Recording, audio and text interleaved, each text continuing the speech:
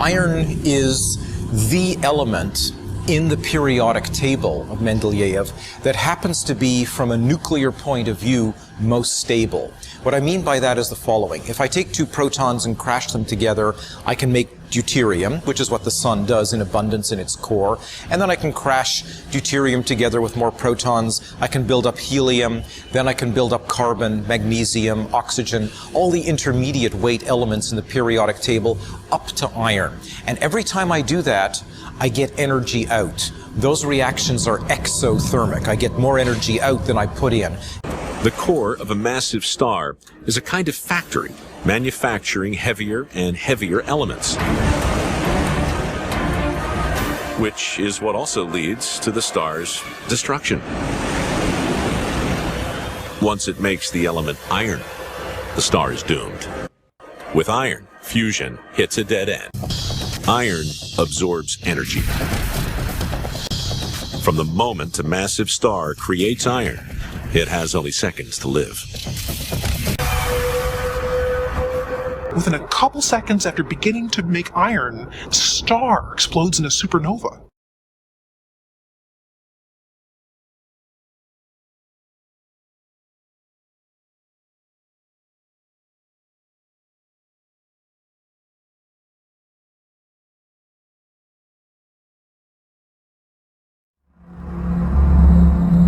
Four and a half billion years ago, the Earth was a very different world. Under layers of thick gaseous clouds was a planet still hot from its birth, with an atmosphere both dense and crushing. The early planet was probably only a tenth of the size that it is today. But it was to grow, and that chance and violent growth would prove crucial to life's history and to what we are today. The early solar system was far more crowded than now. Where today the four inner planets orbit, 4.5 billion years ago were scores of smaller planets orbiting the sun. Orbits of some were drawn by gravitational force towards each other. Encounters of awesome magnitude were unavoidable.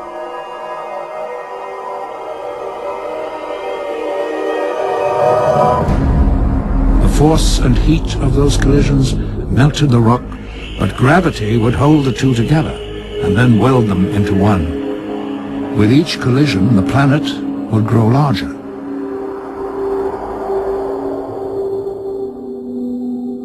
We believe that of the four innermost planets, Mercury was formed by only one or two such collisions, while Venus, almost the size of Earth, was formed by 8. But Earth grew largest, perhaps from as many as 10 impacts. And the last impact, 4.5 billion years ago, would have a profound effect upon our world.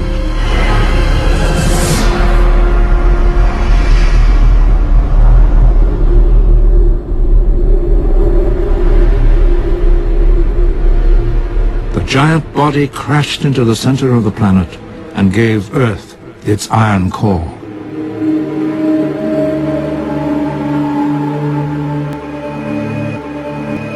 The lighter debris was cast off into space and then drawn into orbit around the enlarged planet.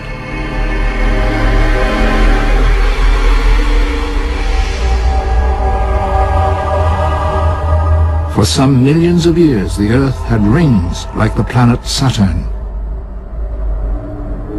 Smaller collisions continued, and from that debris was born our moon.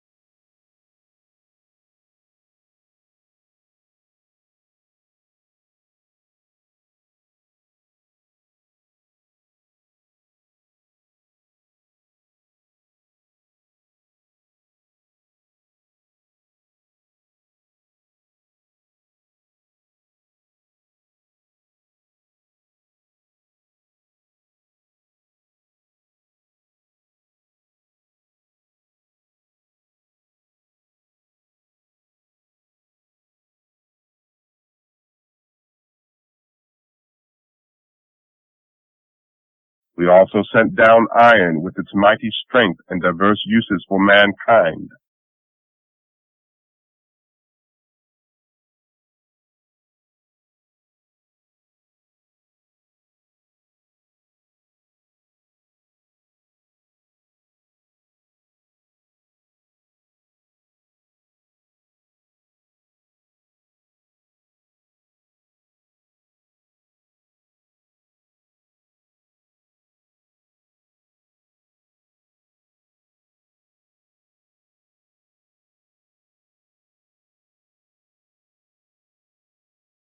They question you about the new moon.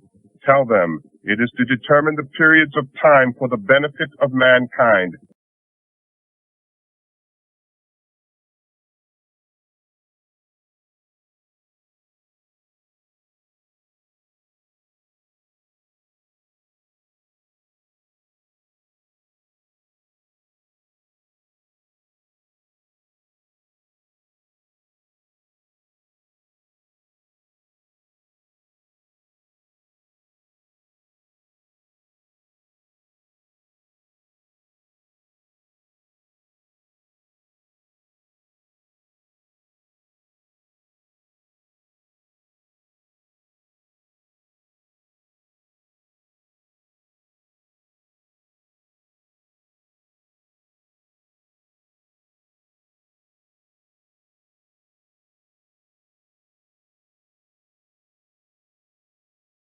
O Muhammad, you have never read a book before this, nor have you ever transcribed one with your right hand.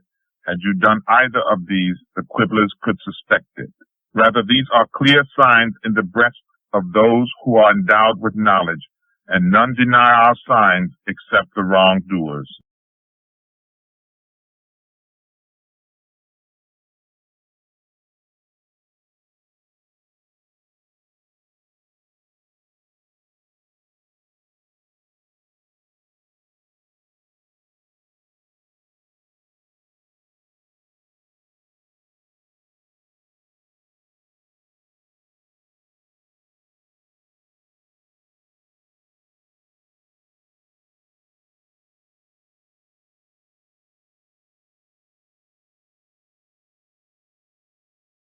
We made iron soft for him, saying, make coats of armor measuring out the length in mail. We taught him the armorer's craft, so that they might protect you in your wars.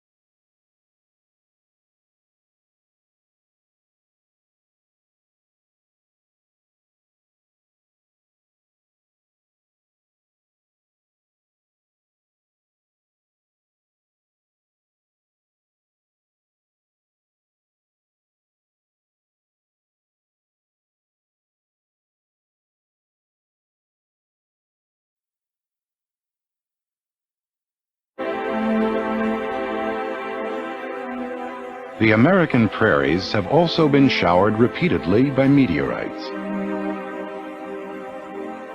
To Native Americans, the falling heavenly stones were imbued with supernatural powers.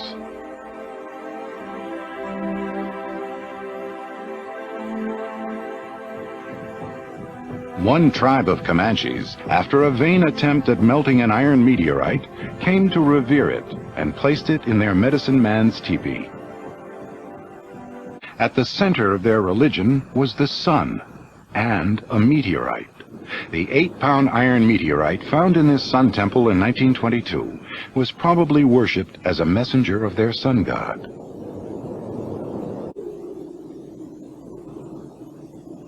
The sun is ever prominent in their drawings of plants and animals.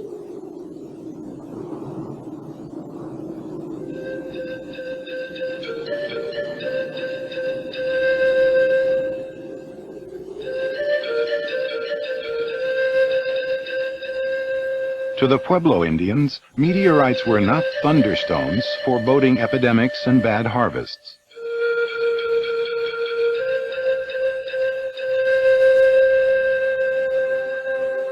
They were instead revered as gods descending to earth.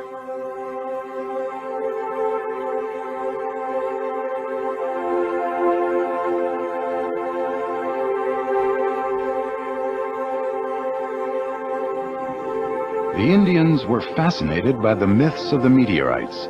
To them, the iron stones from the sky were indeed divine.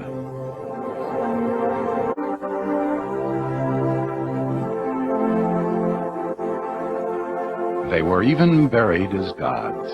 In 1928, a meteorite was discovered buried in this tiny stone tomb in northern Arizona. Even if the rest of the world does not share that divine perspective, we cannot help being fascinated by these messengers from outer space.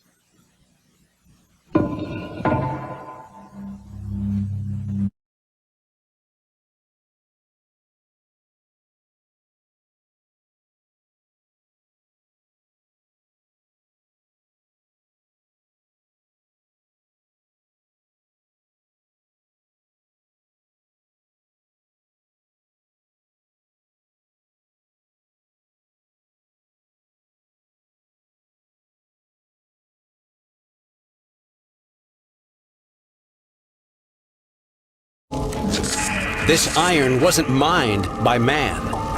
So there's a high content of nickel and traces of cobalt, which indicates in all likelihood that this metal is not from Earth.